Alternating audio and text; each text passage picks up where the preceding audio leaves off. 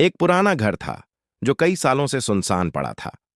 रात के समय उस घर के अंदर जाने की हिम्मत किसी में नहीं होती थी। लेकिन एक लड़का मजाक मजाक में वहां चला गया। उसने सोचा, कुछ भी तो नहीं है, लोग बेवजह डरते हैं। घर के अंदर गहरा अंधेरा था। बस हवा की सरसराहट और पुरानी लकड़ियों की चरमराहट की आवाज सुनाई दे रही थी। धीरे धीरे चलते हुए वह एक कमरे में पहुंचा, जहां दीवार पर एक बड़ा सा धूल से ढका आईना टंगा हुआ था। उसने टॉर्च की रोशनी उस पर डाली।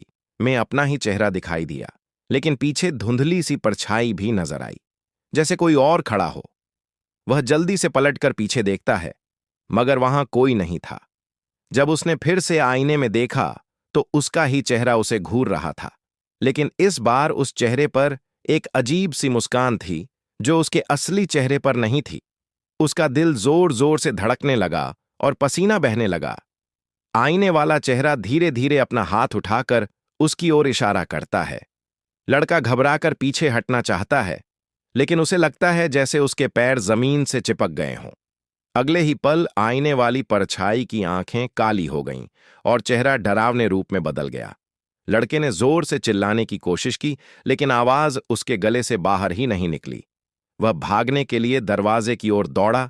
जैसे ही दरवाजा खोला, सामने वहीं डरावनी शक्ल खड़ी थी।